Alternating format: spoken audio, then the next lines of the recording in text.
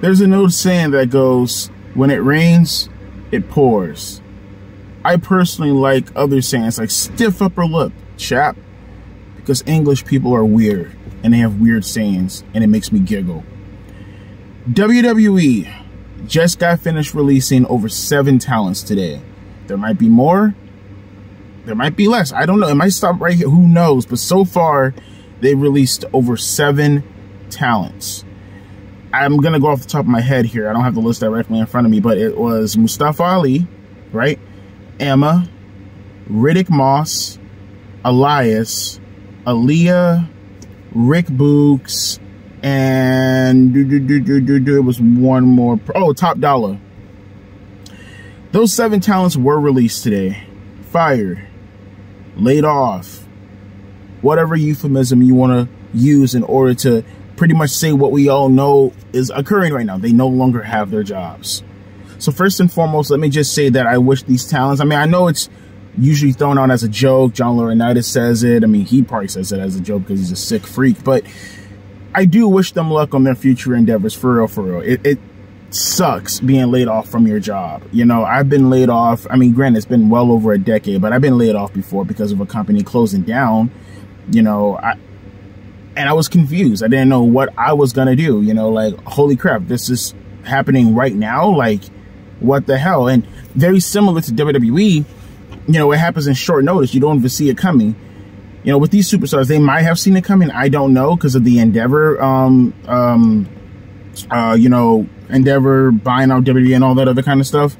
The merger with them and UFC. Maybe they did see it coming. Who knows? But it does suck still, whatever, you know, regardless.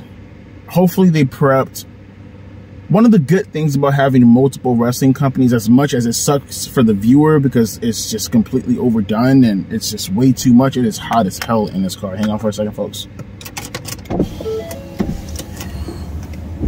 One of the cool things about this is, like, hey, at the very least, there are multiple places you can apply your trade at. You know what I mean? That's a good thing.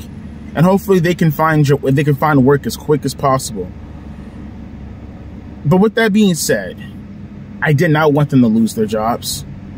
I was actually hoping whenever I see talent in a situation where I kind of see where, like, okay, you're not really in the best position to get over. You know, one may say that you're not really that entertaining per se, if you know what I mean. There are other jobs that you can have. You can, you know, work backstage. You can work as a trainer. You can go down to the PC Center. You can find work in a million ways messing with WWE. They're a conglomerate in the end of the day. And maybe they tried. Maybe that was their point. Maybe they did something along the lines of that. I hope they did. But if they want to apply their trade somewhere else, go for it. But what I mean is, I never want anyone to just lose their jobs outright. There are multiple things you can do within a company that doesn't entitle you to what you set out to want to do. Because, I mean, it's just professional wrestling, but I can't tell you how many times I've seen people apply for a job or apply for a position that they want, and the company will give them another position and they get discouraged. And rather than actually using that time to put forth effort to, well, okay, at least I got a job, I got a paycheck, maybe I should, you know, do some other stuff and maybe be the best at this position and grow in this position, they cry and they complain and they moan because they didn't get what they want. The entitled generation, am I right? I bring this all up to point out the fact that you have people online, people like Sean Ross Sapp, for an example, who dropped a comment that I found kind of peculiar. I can't remember the tweet verbatim, but it was something along the lines of, don't talk about the negatives, keep positive vibes. These people just lost their jobs today.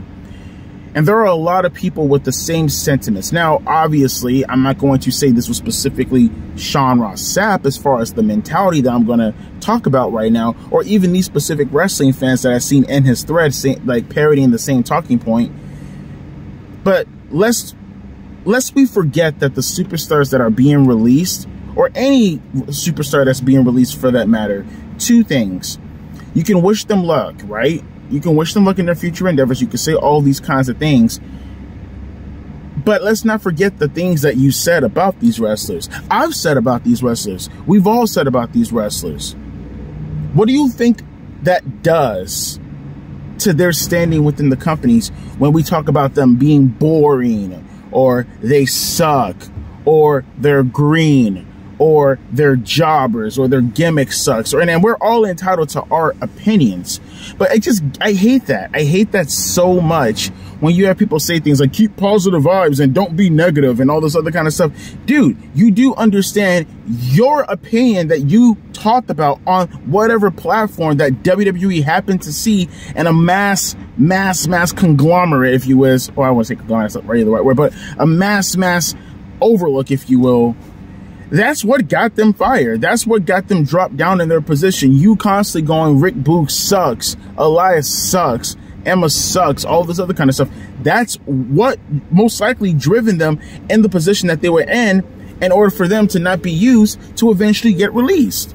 And it's okay to have your opinions, but this holier than thou, high and mighty, self-righteous outlook of, well, don't be negative, be positive, because you're not really adding anything. They've been fired. Okay, yeah, I get that, but I mean, what did you add? Huh? What did you add? Honestly, what I see is you contributing to the downfall of whatever wrestler got released already. That's what I see. What I see is a guy who's virtue signaling in order to look good in front of his audience when it was you. You were a part of the issue. That's what I see. There goes the camera. I keep looking over here. The camera's right here. I think I'm lagging too. Who cares? Keep going. If you really, really cared about these wrestlers, you know what you do? You know what you do? You wouldn't shit on them all the time. And I'm not saying you shouldn't, but that's what you do. Otherwise, don't come to me with your virtue signaling. Don't come to me with this whole, just get off your high horse. Get off your high horse. First and foremost, we know these wrestlers suck. It's okay to say these wrestlers suck. They did. They didn't mean anything in the grand scheme of things.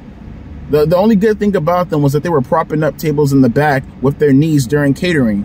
That's what they were doing. And yeah, it sucks with some talents like Top Dollar and Emma, who were released just to come back to get released again. It's not funny, but God, I can't. I'm sorry. You know, and another talent like Mustafa Ali. Like, buddy, weren't you like talking about, oh, I don't want to work with the company anymore? Like, what was this, like a year and a half ago or so? Oh, you know, you don't treat me right.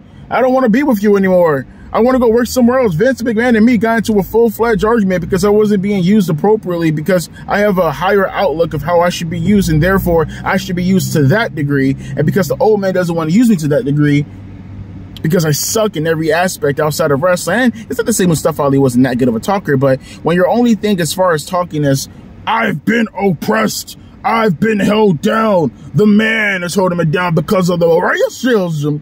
The racism. Yeah, the racism. Get all the racism. All the racism.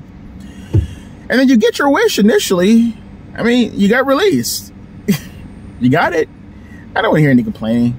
Not the same with stuff while he was complaining, but for his fans who happen to be complaining, oh, he could have, because he's the biggest name on that list, one can argue. He could have been so far, the things that they could have done with him. No, what could they have done with Mustafa Ali that they could not do with any other superstar who's just like him? I call them 450s. That's how we're going to first. I'm not going to call them indie darlings and stuff like that, because what is an indie darling anymore when WWE in itself is a glorified indie darling fed? They're just 450s.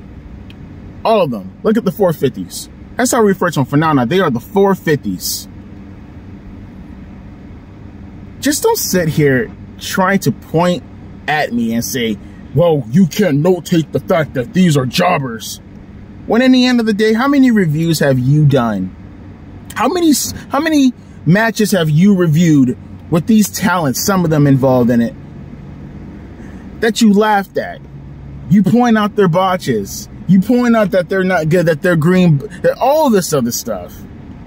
And then they get fired because of your words. Along with my words, but along with your words. And now you're going to look down on everybody else who actually happens to just screw you guys. Screw you guys. Like I said, I wish them luck in their future endeavors. I still think that there's better ways to try to get around this. You could lower pay. You could put them into a position where they can work other jobs. It doesn't have to be strictly wrestling. There are multiple things that they can do rather than just flat out getting fired. And maybe they have to go out of their way to reapply. Who knows? I don't know. But to sit here and pretend that, hey, these guys sitting in catering actually meant something, and then we go years and years and years talking crap about them, and then time comes when they get released, we want to sit back and be all high and mighty and be like, well, you should not point out all these bad things when this is what we've been doing for the longest. This is what led up to their release. Nah, I'm just not really on the virtue signaling train. I keep looking out. The camera's over here. Over here, Devontae. Right here. The camera's right there. Look at it. Dance. But let me know your thoughts and your comments in the comment section below. Are there other times that you thought to yourself, I'm surprised that he actually didn't get released? Like, are there other times that you say to yourself, wow, they probably should have been released? Not saying and for the people out there, oh, well, you're wishing people to get fired. Again, let's look at this in the context of, were they actually good at their job? Or did they mean anything to the position that they were portraying at the time? Which is trying to get over to entertain fans. What other talents would you have thought should have been released but didn't get released? The talent that got released right now, do you feel that something should have been done with them? Maybe they could have been maneuvered or finagled or whatever in whatever position to get over. They could have had a different character. Could have had different rivalries, different spots. Did they make the most of their position? Where would you like to see them go as far as promotions are considered? Lots of questions. Lots of answers. Let me know down in the comment section below. Douchish P. Eyes.